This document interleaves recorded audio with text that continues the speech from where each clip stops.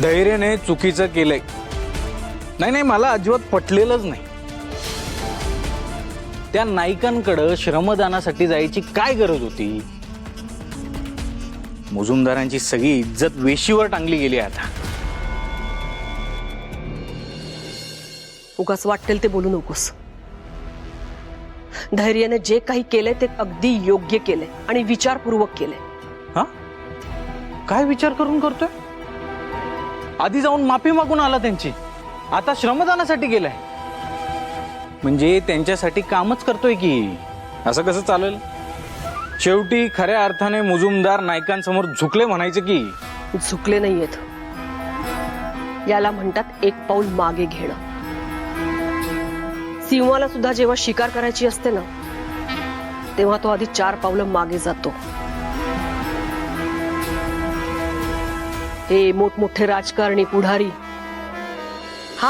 हाच मार्ग निवडतात जेव्हा त्यांना त्यांची सत्ता टिकवून ठेवायची असते.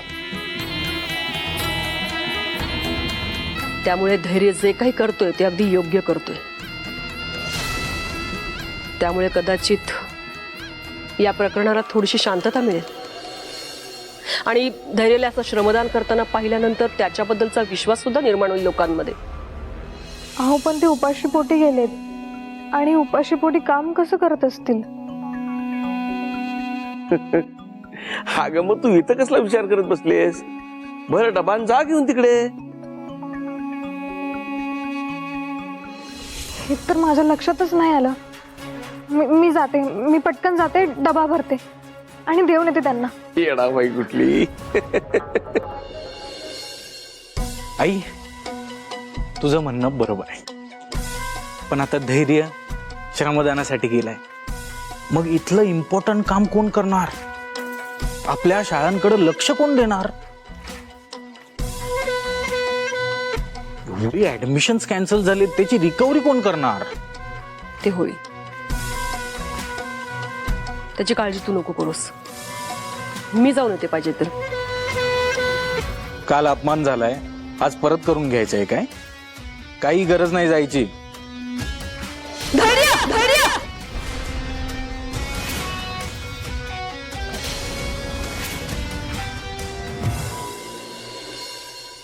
अरे जिथं माझी ताई जाऊ शकत नाही तिथे तिचा हा भाऊ दया खंबीरपणे जाऊ शकतो. मी जातो ना. हा, काही गरज नाही. म्हणजे उगाच तुला त्रास नको. अगं पण बघूया काय करायचं ते.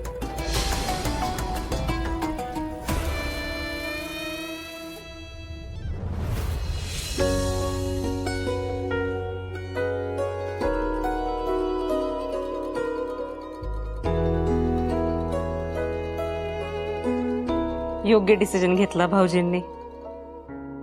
आणि कसं असतंय ना, असं मातीत उतरून काम केलेलं कधीतरी चांगलं असतंय बघ. मला काय वाटतं, भाऊरावांच्या शाळेतल्या धैर्य भाऊजींना चांगलं वळण लागेल. आणि ताई तुम्हाला माहितीये का, ते सावी सोबत राहिले ना तर सावीचे चांगले गुण तरी येतील त्यांच्यात.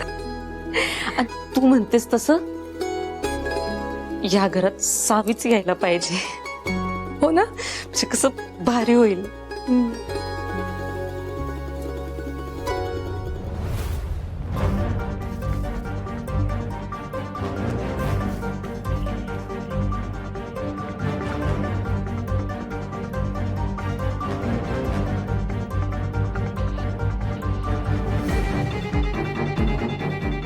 इरा, इरा काय पाहिजे ग?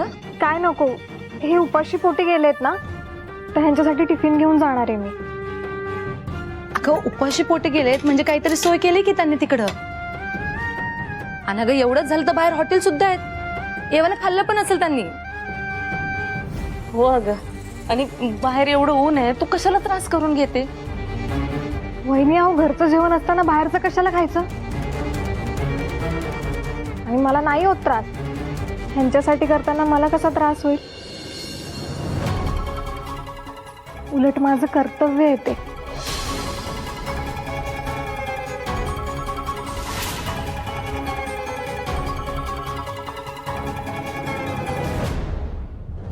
बस की आता, ते चुरचुरायला लागले. ते हळद जरा वेळ दाबून धरली ना की जखम बरी होते लवकर आणि इन्फेक्शन पण होत नाही.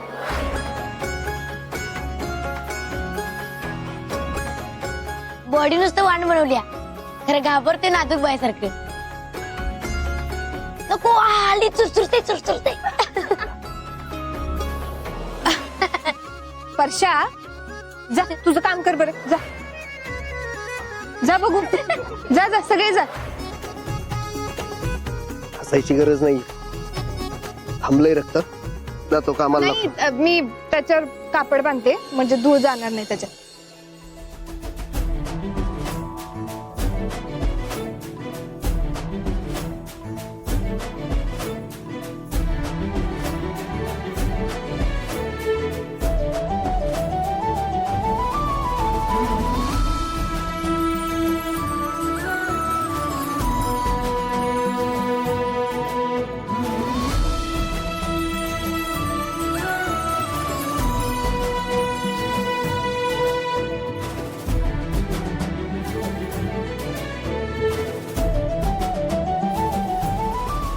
आपण खेळ्या मस्ती घ्या.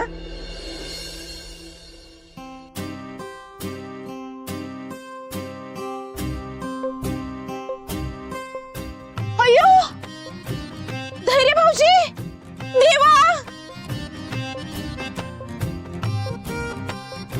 काय लागलं तुम्हाला? काय नाही ती फक्त वीट पडली त्यांच्या पायावर.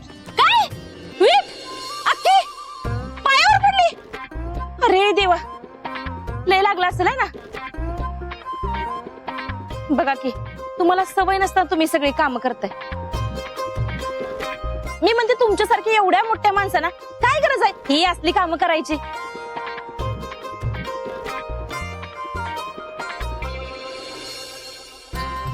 तुम्हाला शोभत नाही तो. तुम्ही इथं आलाय की नाही हीच आमच्यासाठी ग्रेट आहे बघा. नाही असं काही नाही. ठीक आहे. अरे वा दीपे, बरं झालं आलीस. बरंच काम बाकी आहे. या इटा उचलू लागायला घ्या. चला चला चला चला. होय भाऊ मी आल्या काम करायलाच. आता बघा तुम्ही मी एक एक काम कसे करते ते. पण की नाही जरा 2 मिनिटं बसते. ऊन लय आहे हो. सगळी एनर्जी डाऊन झाल्या बघा. ती मला डिहोलिजन झालंय.